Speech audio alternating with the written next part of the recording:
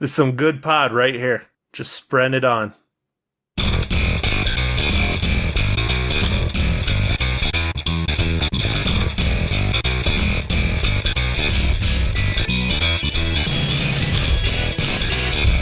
Welcome to the Real Film Nerds Podcast.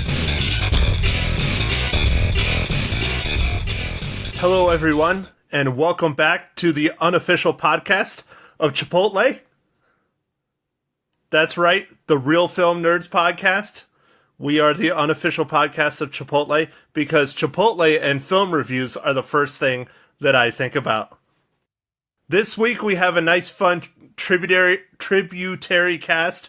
Our second one of the go. But before I get to that, with me to discuss this latest film, Mysterious Mike. Hey, everybody. Do you ever say anything other than, hey, everybody? Do I need to? No, probably not. I was just asking. I'm just trying to keep it short, get to the meat of the review quickly. I think people like that. Get to the meat of the sandwich? All right, fine. I'm already sending us off track, is what you're saying, and I will just stop it. Okay. All right. All right, so Mike, what movie are we talking about today?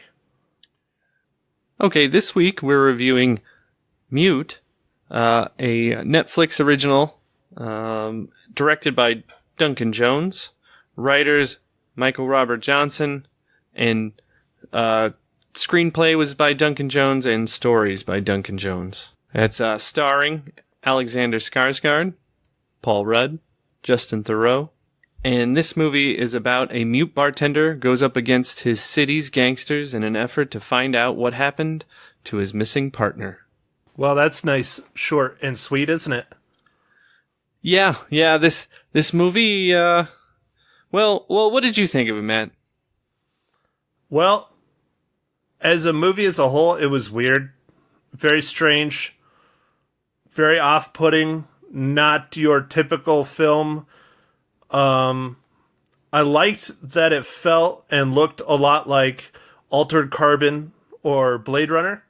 I've always loved that kind of sci-fi look with the big grandiose cities and the super crazy technology that's really advanced and, a complete culture shock, culture change kind of thing. But the characters were strange. The story was just, it was okay. It wasn't great. It wasn't earth-shattering. It was interesting. There was things that I could really live without. It was decent. I don't know if I would spend too much time trying to watch it. I guess it's worth a watch if you like hardcore sci-fi and if you like Paul Rudd, because there is some nice twists and turns in it. But overall, I'd say it's mediocre at best. It's really nothing special, and I was hoping it was going to be something special, just purely based on the fact of the cast and the look of it. Yeah, it did have a kind of a cool look to it, that high-tech, kind of dark future of like the Blade Runner or, blanking, but other, type tech movies. And for me, this one was the story's just, it took a really long time to kind of figure out what they're trying to get to. Well, the one thing about the story that I liked is that the story sets a certain tone and sets you on a certain path right from the start, and then it changes it completely and sets you on this other tone and following this other character and on this different path, and then it wraps it all together in a nice little bow at the end. But it makes you, I guess we can spoil it, but it's a little early. We'll wait till later to spoil it, and we'll let you know. But it wraps it up in a nice, clean, tight little bow, and you get some surprises that you weren't expecting. I liked that about the story, but overall the story was strange, and a lot of it just flat out didn't make sense, and it's like, why did you pick that character to be, like, say, Amish? Like, the main character, Alexander Skarsgård. Why did he have to be Amish? It didn't make sense. He clearly wasn't that strict of an Amish person, because he's sitting in downtown in a large metropolitan area, and he's sitting in his apartment where there's electricity. So there's running water to the house, which is all against true Amish culture. Yeah, that seemed like that was an extra part of the backstory that definitely really wasn't needed. There was enough with, the main character, I guess this isn't a huge surprise because the name of the movie is Mute, is, he can't speak, so he's a mute. And I don't know if we needed to have this Amish background in there also. Like, I'm not sure what the reasoning was for that. The only thing I can figure for the reasoning is that that's how they were trying to explain why he was mute, is because his mother and father's religious beliefs said, well, you can't be healed by modern medicine kind of thing, and they just patched him up. But he was at a hospital anyways.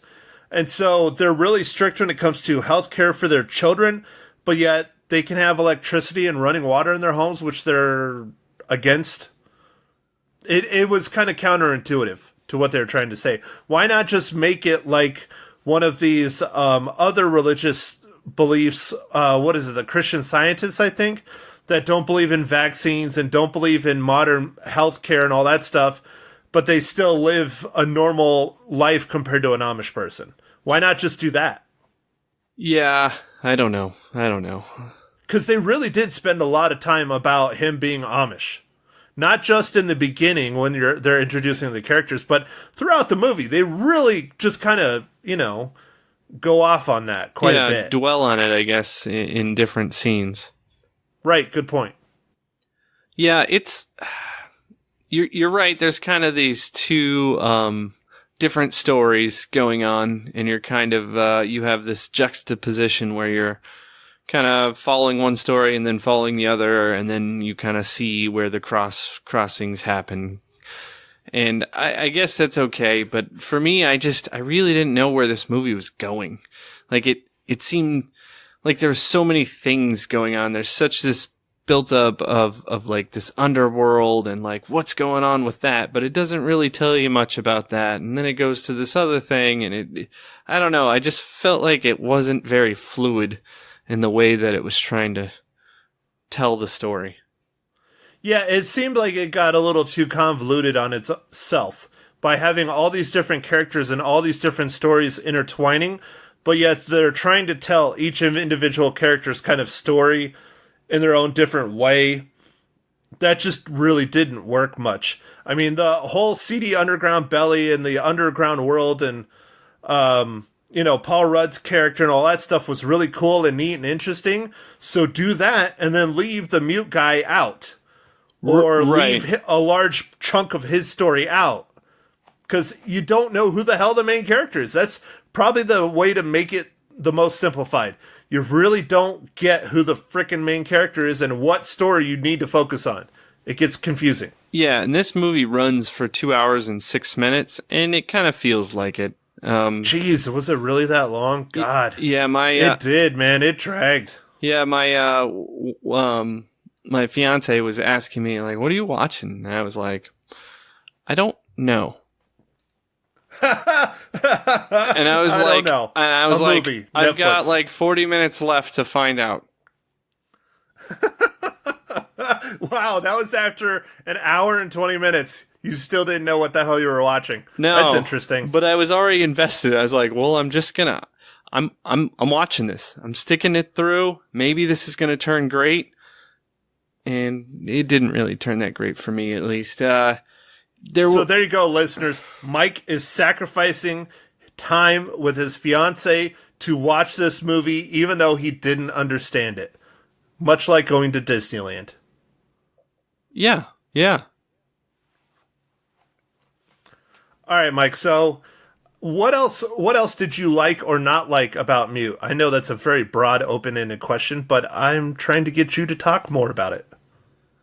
Well, there was just like I kind of said already. There's just too many weird like storylines going, and it's kind of confusing on what's going on. Like, so the mute guy, his girlfriend disappears. So there's kind of like this this storyline.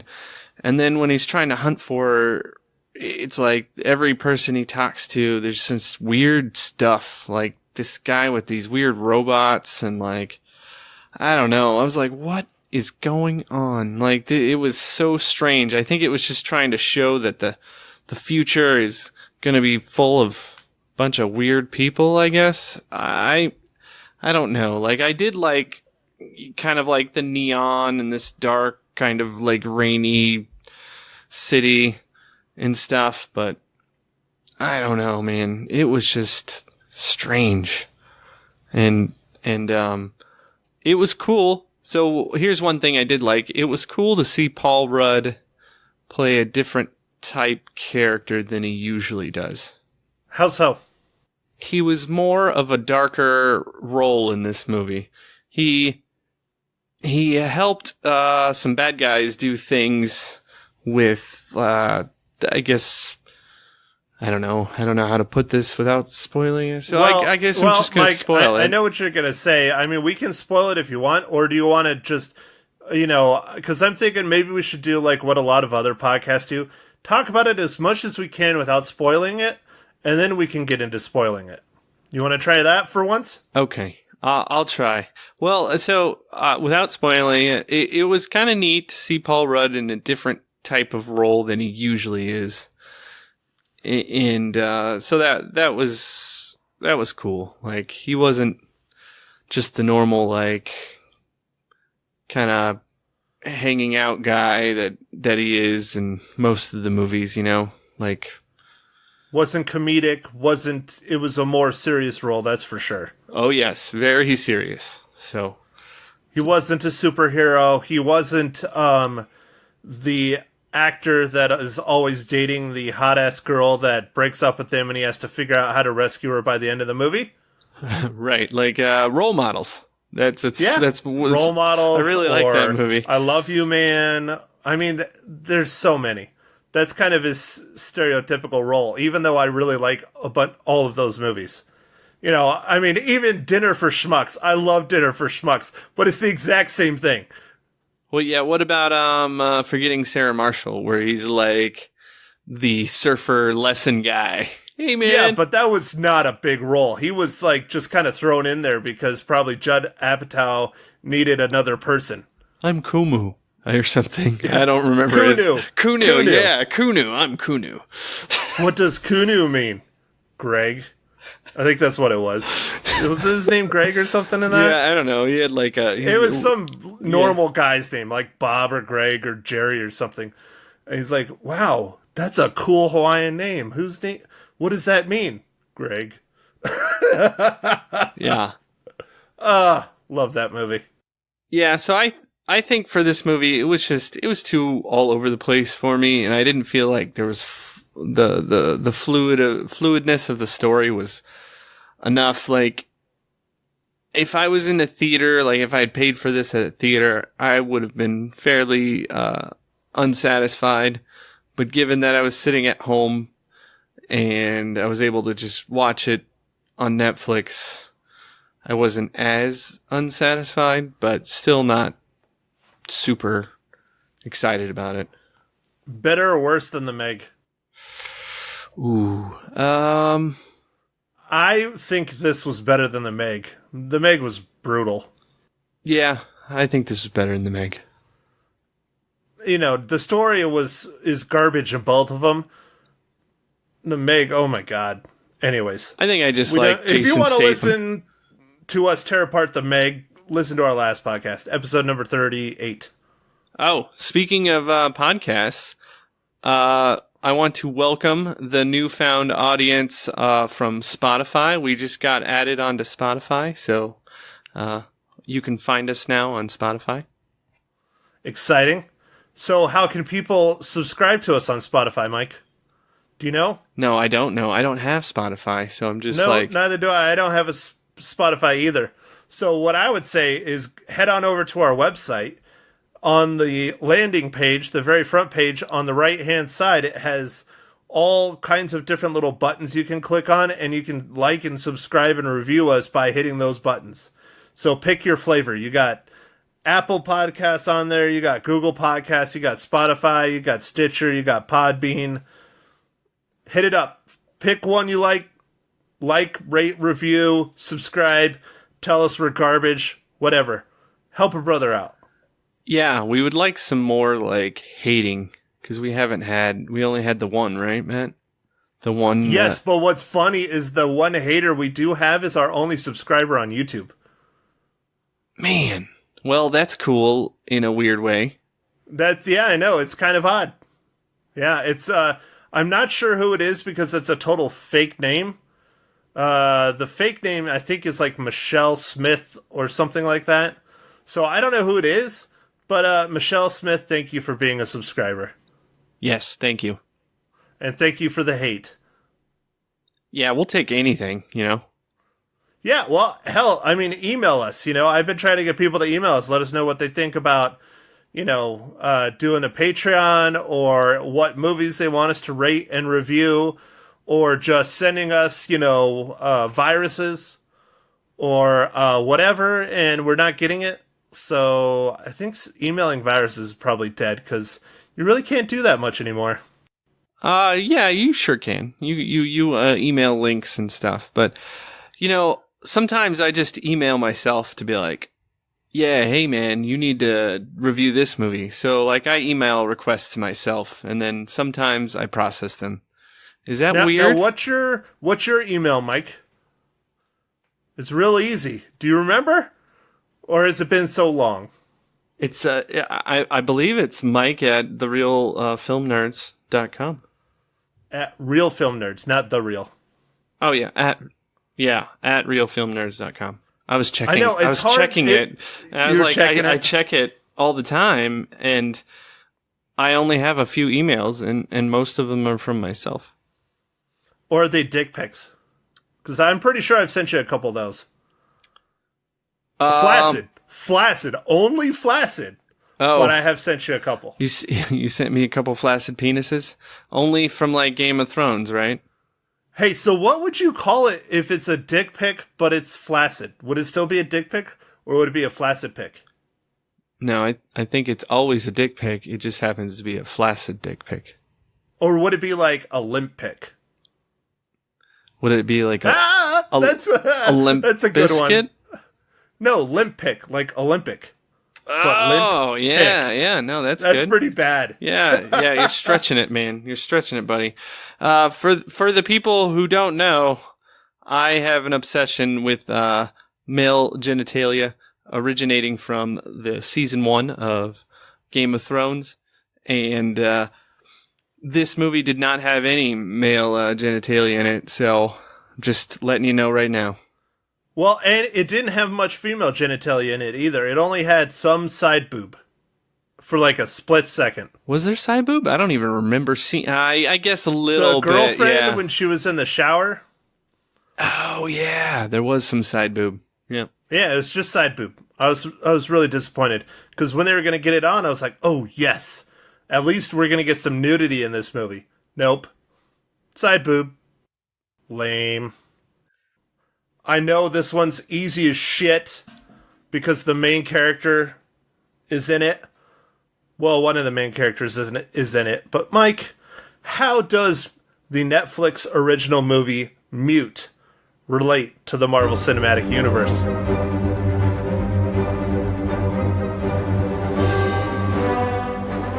Yeah, about time it's an easy one, man. You've been giving me hard ones.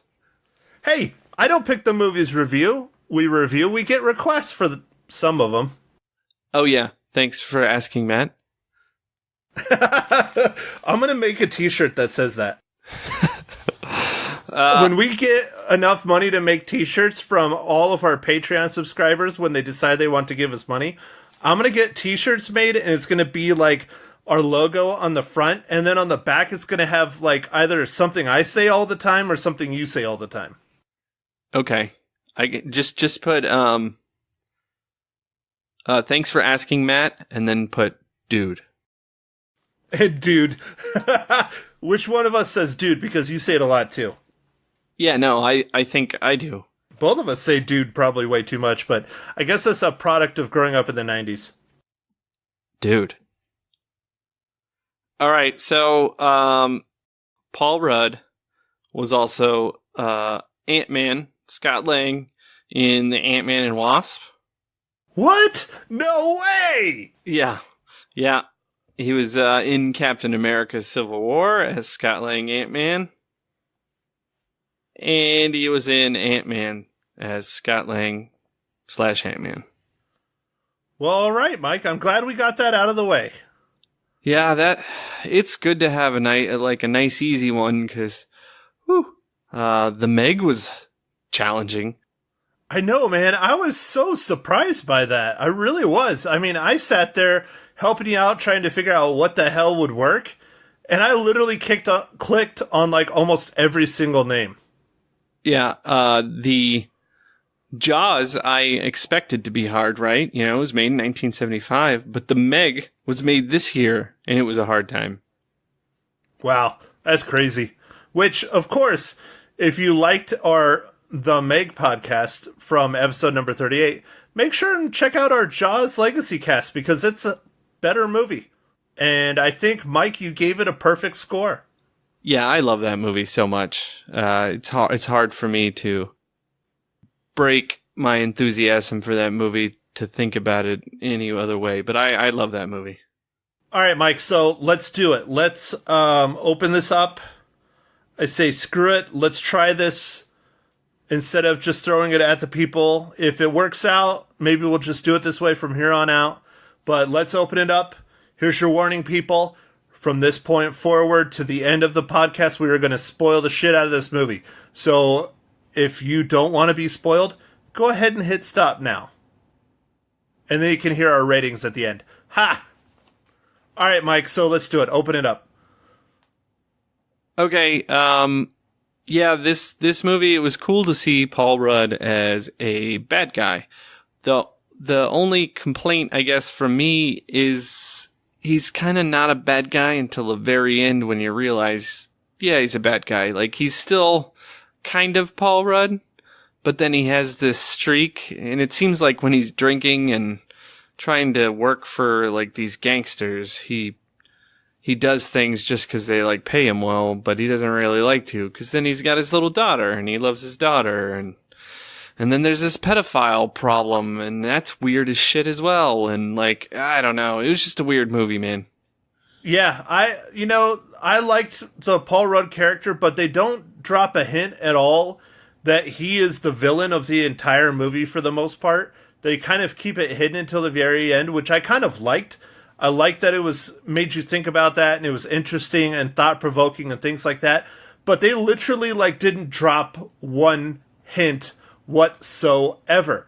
Like, you don't have any fucking idea that Paul Rudd was originally married. I think he was married to the mute guy's girlfriend.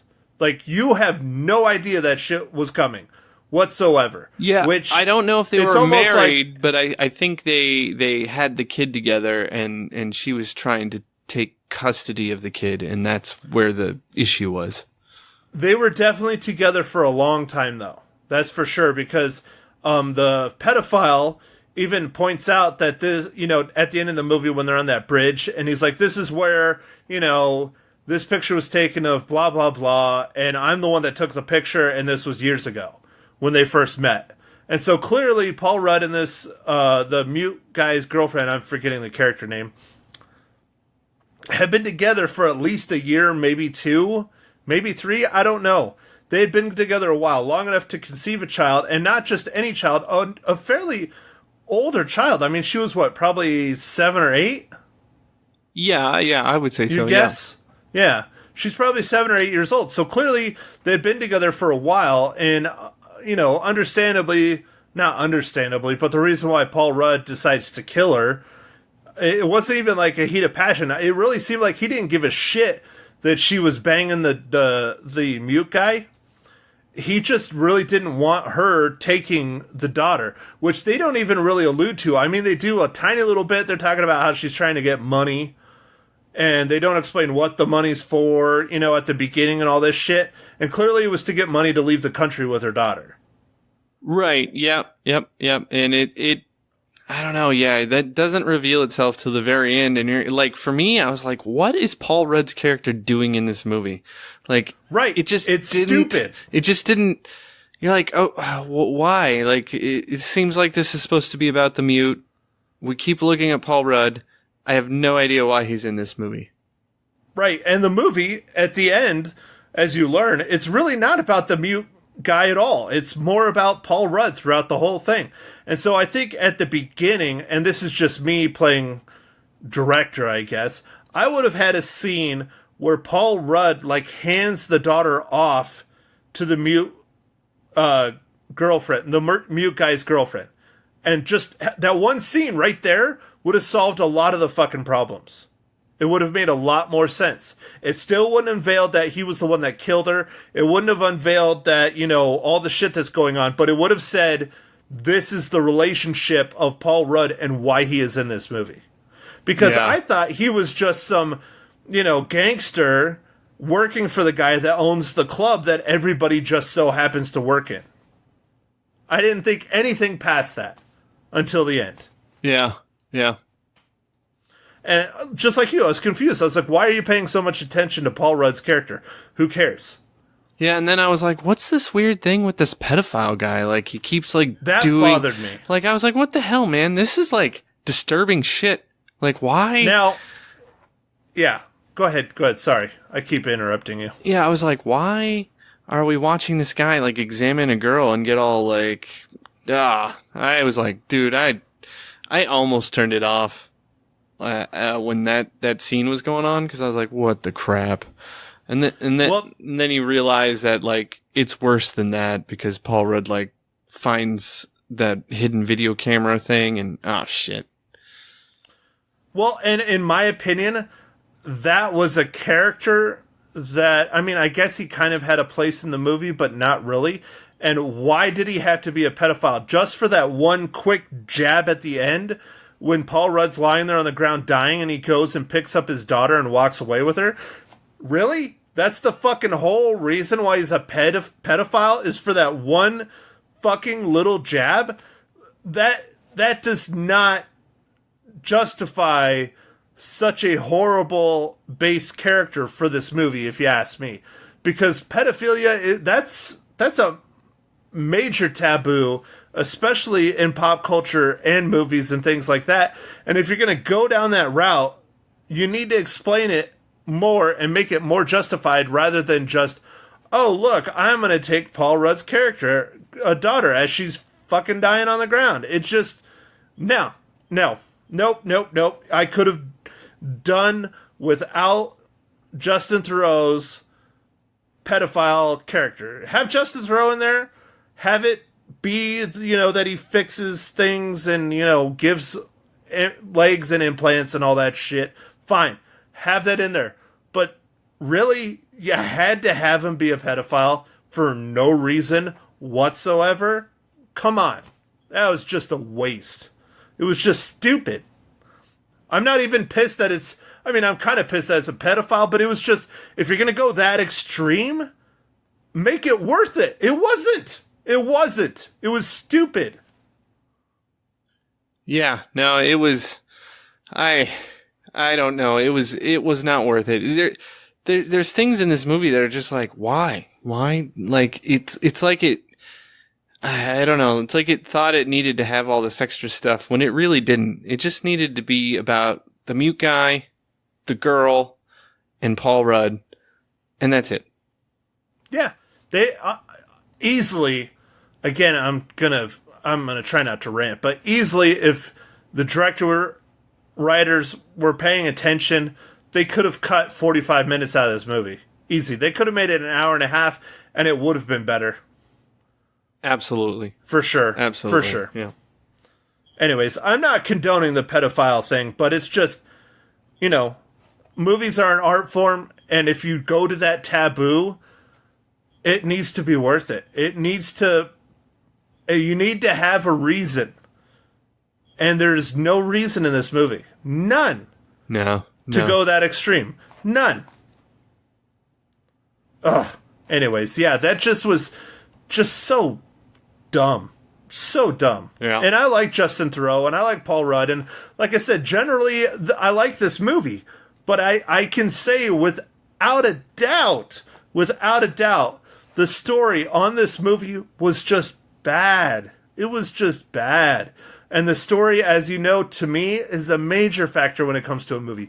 I can let the effects slide a little bit. I can let the CG slide a little bit. The acting, fine. I can let it slide a little bit. But the story, man, that's the meat of the film. You know, if the story's bad, it's just not a great movie. I'm sorry, it's just not. Yeah, it's just not a great movie. Now, Matt, to sidetrack you just a tad, I think everybody gets the gist on the movie. What's going on with MoviePass? I don't know, man. I don't even freaking fire up the app anymore. It's just crap. I need to cancel it because I'm coming up on a month and I still haven't used it. I was gonna go see Mission Impossible because they said it was like Mission Impossible Tuesday or some shit. I got like a notice on my app where, oh, yay, go see Mission Impossible. Go, go, go, blah, blah, blah. So I was going to go just to see it again because it was a fun and it was a good movie, yeah. But I didn't do it. It was raining and I tore apart my tablet and broke it, and I was editing stuff and working on pictures for a buddy. I shot his birthday party this weekend, and it was just, ugh. Yeah. Anyway, screw you, MoviePass.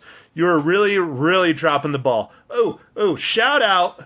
I got to do this, though, real quick. Shout out to my brother-in-law, Frankie Lala. Frankie Lala finally listened to my advice. He didn't get MoviePass. He got AMC's A-list, whatever the AMC A-list Yeah, thing I think is. It's just called Stubbs A-list. AMC Stubbs, I knew Stubbs was in there. A-list, yeah. Yeah, I knew Stubbs was in there, but I wasn't sure where. So, but congratulations, Lala. Good job, buddy. Good job. He went at my pushing to go watch The Meg in IMAX just because he could. I'm like, Frank, this movie is just shit. But if you go and watch it in IMAX, it might be better. I don't know. Why not? Go ahead. Go take advantage of the IMAX. I mean, he lives down the street from pretty much the only IMAX theater in Phoenix. Oh, that's, so I was that's like, awesome. dude, just go. Yeah, just go. When I was in college, I told Frank this story. When I was in college, my girlfriend at the time, we were on the other side of the planet compared to where this movie theater is, over in Tempe. And for my birthday, she got me IMAX tickets to The Dark Knight, the first Batman. And it was a big deal. We went out and had a nice dinner, and then we drove from Tempe on a weekday all the way to this IMAX, and then, watched the movie and turned around and drove back. Well, one way from Tempe to this theater is 45 minutes, and that's on the highway without much traffic. Now, the Dark Knight, was this the one with Heath Ledger in it? Because that's the second one. I think it was the first one. Okay, if that's I'm not Batman mistaken. Begins is the was first it one. Batman Begins? Hold on. Dark Knight? Is Dark Knight the third one? No, Dark Knight's the second one, and then Dark Knight's the second one. Batman Rises so it might or have, whatever. It might is have been the third second one. Something about Rises. I'm sure. Dark Knight Rises. The Dark Knight Rises. Yeah, there you go. I think it was probably the Heath Ledger one, if you want to know the truth, because it was the one that was first filmed in IMAX. And when you were sitting there watching it in IMAX, you could tell when it would flip between the two different cameras. Yeah, no, it was awesome. I saw it in a old, legit 12-story high IMAX, and it would fill the whole screen for the wide shots. It was amazing. Yeah, so it was The Dark Knight. It had to have been. I don't remember, but I knew it was one of the trilogy, and it was my birthday present. It was cool. And, we spent an hour and a half in the car just to go watch a movie. And Frank gets to go, it's 20 minutes from his house. It's not close by any means, but it's not that far from his house. So I'm kind of jealous. I'm half tempted to join AMC A-List and drive down there every weekend, but that's just stupid. That would cost me so much more money, it would be just dumb. Yeah, okay. All right. So anyways, You heard it here, folks, on the unofficial podcast of Chipotle movie reviews. If you can, subscribe to AMC Stubbs A-List because it is tearing it up right now. It is well worth it. Even if you only go a handful of times a month, it is well worth it. Get off the Movie Pass train. Just get off. Movie Pass, you're dead. You're done. It's a matter of time until you go tits completely up, floating in the water. I think it's months, honestly. If it makes it to the end of the year, I would be surprised. Yeah, but the movie industry should be a little bit worried because I think that helped float the this year. A lot of the box office has been up, and I think a lot of it does have to do with MoviePass just driving people to go to the theater more often than not. So I agree. Except for Infinity War. Oh, okay. Well, dude, yeah, true. Everything else, though, like, I think Mission Impossible, we probably would have seen higher numbers if MoviePass wouldn't have been a little shit. But a lot of these movies that are, like, in the middle, like, not to say Ant-Man and Wasp is in the middle, but comparatively speaking to, like, Infinity War, it is. And Ant-Man and Wasp had great numbers. I think MoviePass has a lot to do with that. Yeah. I think the AMC A-List will help for people that AMC is available. I could subscribe to that, but I don't like my AMC theaters too much, and they're a little bit pain to get to. And the Cinemark has a thing, but it's like one movie a month and like some discounts. It's by far not a very good deal. I think it's only $8 a month, but doesn't really cover too much. Well, I think it's mostly a discount on the concessions. So if you like to eat a lot of concessions when you go to the movie, it's worth it to subscribe to the Cinemark one. But if you don't, much like myself, I really don't get a lot of concessions. Even if I could afford it, I probably wouldn't. Maybe I'd get a pack of candy. I mean, I'm an addict to red vines. I love the nice, fresh red vines. But 90% of the time when you get them at the theater, they're rock hard. So I skip it. But I think if you like your concessions, especially popcorn and all that, get the Cinemark one. You get one free movie, but you get a discount on concessions all the time. Yeah, and then there's Cinema, which is smarter than MoviePass. They are the ones that are doing the 2 movies a month for like $10. I think if you pay another $5, you get 3 movies. But the nice thing about Cinema is that I believe, don't quote me, but I believe you can see any movie except for 3D. I think you can see the regular IMAX, and you can see regular showings. It doesn't matter what time, it doesn't matter what day, it doesn't matter what movie. But you get basically 1 movie ticket free a month, or 2, depends on which plane you go. Yeah, now, and the other caveat is you have to pay the entire year up front. Really? With Cinema? Yeah. Oh, I didn't know that. Oh, that sucks. I wouldn't do that. Yeah, it's not a monthly subscription. It's a year at a time. That's why when MoviePass first dropped their prices to $10, I was, and then they said, "Oh, we got an annual plan." I was like, "No, I'm not going to do the annual plan because this shit is not going to last. And if it doesn't last, then I've lost all that money." Yeah, you almost got me to do the annual plan because I think it became like $7.45 a month at some special at some point, and I was like, "Nah, I think it's going to go under." Yeah, they had a massive discount where it was literally like $7 a month. It was like less than $100 for a year. Yeah, which is insane.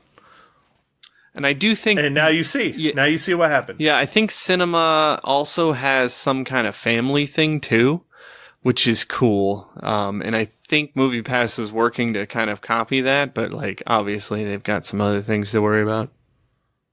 Well, I'm just pissed, man. I mean, okay, MoviePass, let me see what movie I want to see.